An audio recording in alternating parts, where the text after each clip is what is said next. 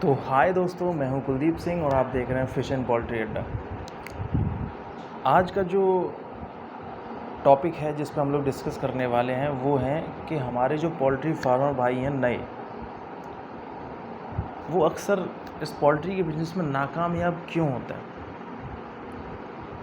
क्यों नाकामयाब होने के कारण क्या हैं, नाकामयाब किन किन कारणों की वजह से नाकामयाब होते हैं। तो आज हम लोग उसी टॉपिक पर डिस्कस करेंगे। तो जो भी हमारे पोल्ट्री फार्मर भाई हैं जो इस चैनल पर नए आए हैं वो इस चैनल को सब्सक्राइब कर सकते हैं और वीडियो को लाइक कर सकते हैं। मेरे चैनल से जो भी व्यक्ति जुड़ा है या जो हमारे पोल्ट्री फार्मर भाई जुड़े हैं, मैं पूरी कोशिश करूँगा कि उनको वो टॉपिक बताऊँ जिससे वो कैसे इस बिज़नेस में नाकामयाब होने से बच सकता है। ऐसी बात नहीं है, आप इंडिया में उदाहरण है, नाकामयाब लोग हुए हैं इस बिज़नेस में, लेकिन क्यों हुए उसका कारण मैं आपको आज बताऊँगा।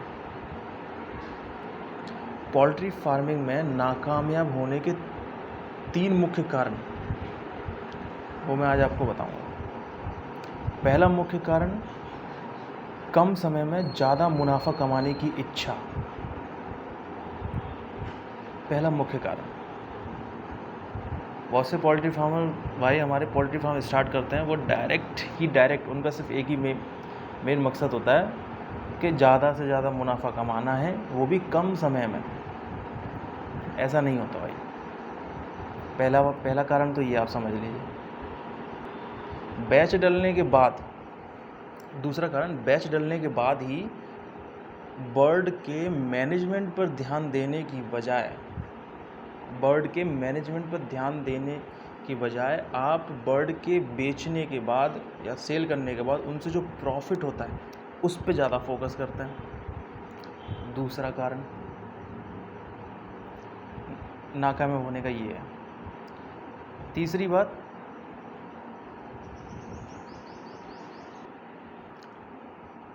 और एक तरीका है इसमें कि आपको लॉस क्यों होता है।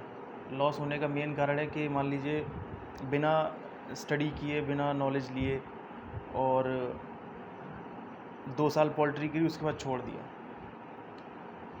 लॉस। फिर आप दूसरों को बताएंगे अरे कुछ नहीं रखा, ये है वो है।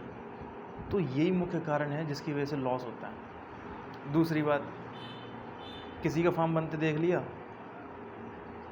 स्टडी नहीं की, अरे वो कर रहा है, वो पैसे कमा रहा तो मैं भी कमाऊंगा। आपने फार्म पैसा इन्वेस्ट करके लगा दिया, ना आपको अच्छी तरह पता कि ब्रूडिंग क्या होती है, ना आपको ये पता फीड कहाँ से लेना, ना आपको ये पता कौन सी कंपनी का चिक्स लेना है, कितना फीड खिलाना है, क्या FCR होता है, कोई नॉलेज नहीं, कुछ नहीं, और स्टार्ट कर दिया, तो वो लोग नाकामयाब होने के चांसेस पे 100% होता है। क्योंकि इसमें फ़ीड कोई सस्ता फ़ीड तो आता नहीं, आपको पता है इतना महंगा फ़ीड आता है। दूसरी बात, फार्म के मैनेजमेंट पर ध्यान ना देना, फार्म की साफ़ सफाई पर ध्यान ना देना, मॉर्टेलिटी होना, ठीक है, अच्छी तरीके से मेडिसिन मैनेजमेंट ना होना, फीड। दूसरी बात, फीड। जो भी हमारे नए पोल्ट्री फार्मर भाई हैं जो स्टार्ट करना चाह रहे हैं बिजनेस को, पहली 1-2 लॉट आप मार्केट से फीड खरीद के स्टार्ट कर सकते हैं, लेकिन कब तक? कोशिश करिए अपना फीड बनाइए, तो आप इस बिज़नेस में कामयाब होंगे, ठीक है। तो यही मुख्य कारण थे। प्रॉफिट पर ज़्यादा ध्यान ना दीजिए, ठीक है। हालांकि प्रॉफिट इम्पोर्टेंट है, लेकिन उससे पहले ज़्यादा इम्पोर्टेंट है मैनेजमेंट पे फोकस करिए, उनके रख रखाव पे फोकस करिए, तभी तो आप प्रॉफिट तक पहुँचेंगे। तो यही सब चीज़ें हैं जो नाकामयाब होने के कारण हैं। ज़्यादा कम समय में तुम ज़्यादा प्रॉफिट कमाना चाहते हो, ये एक नाकामयाब होने का कारण है। कम से कम आपने कोई फार्म स्टार्ट किया है, थोड़ा टाइम दीजिए अपने आप को, थोड़ा सा नॉलेज गेन कीजिए उसकी, तभी तो आप एक अच्छे पोल्ट्री फार्मर बन पाएंगे। तो मैंने इन सब चीज़ों पर फोकस किया, थोड़ा सा वीडियो वगैरह देखा, स्टडी किया, फिर मुझे लगा कि हाँ चलो एक वीडियो बनानी चाहिए कि इन सब चीज़ों पर ध्यान ना दें, अपने फार्म के मैनेजमेंट पर ध्यान दें, अपने फार्म की बायो सिक्योरिटी पर ध्यान दें, अपने बर्ड की ग्रोथ पे ध्यान दें, अपने बर्ड का फीडिंग पे ध्यान दें, और अपने बर्ड के वाटर मैनेजमेंट पे ध्यान दें, मेडिसिन मैनेजमेंट पे ध्यान दें। कुल मिला के अगर आपको प्रॉफिट लेना ही है तो सबसे पहले आपको इन सब रास्तों से गुजरना होगा, तब आप प्रॉफिट पे एंड पे पहुंचेंगे। तो प्रॉफिट के बारे में ना सोचें ज़्यादा, मैनेजमेंट के बारे में ज़्यादा सोचें, तो आप अच्छा प्रॉफिट इस बिजनेस में कमा लेंगे। यही नाकामयाब होने के कारण है। और 1-2 बार लॉस हो गया, घबरा कर छोड़ दिया पोल्ट्री, खेल ख़त्म हो जाता है। तो लॉस को झेलने की भी ताकत रखी है पोल्ट्री फार्मिंग में। मान लो कोई लॉट ऐसी हो जाती है कि जिसमें लॉस होने के चांसेस होते हैं, तो इसका मतलब ये तो नहीं ना पोल्ट्री छोड़ के चले जाओ। वो लोग नाकामयाब होते हैं इस बिज़नेस में। एक आध 2 महीना ऐसा होता है कि जिसमें रेट कम आती है मंडी की, तो आप अपना साइकिल बना के रखिए। ऐसा नहीं है कि मान लो कि हमेशा आपको मंडी अच्छी मिल जाएगी, तो वही नाकामयाबी में आ जाती है वो चीज़ें। ठीक है, और अपना फीड ज़रूर बनाइए। मैं हर वीडियो में कहता हूँ अपना फीड बनाइए, फीड का फॉर्मूला ट्रेनिंग लीजिए, फीड बनाइए। ठीक है, तो यही सब मुख्य कारण थे जिसकी वजह से नाकामयाब होते हैं लोग।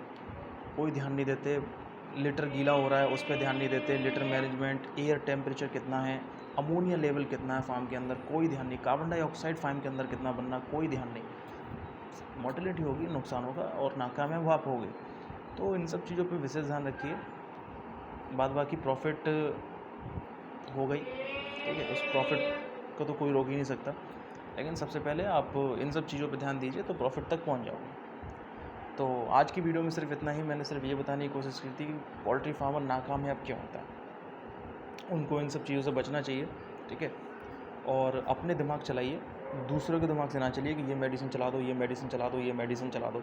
हाँ, कोई अच्छा कंसल्टेंट डॉक्टर है उसकी सुन लीजिए, लेकिन अपने दिमाग से चलिए। ठीक है, और विजिटर्स को थोड़ा सा कम लाइए अपने फार्म पे बस। तो आप देख रहे थे फिश एंड पोल्ट्री अड्डा, मैं हूँ कुलदीप सिंह, और इसी तरीके की वीडियो मैं आपके लिए लाता रहूँगा इंपॉर्टेंट। थैंक यू दोस्तों।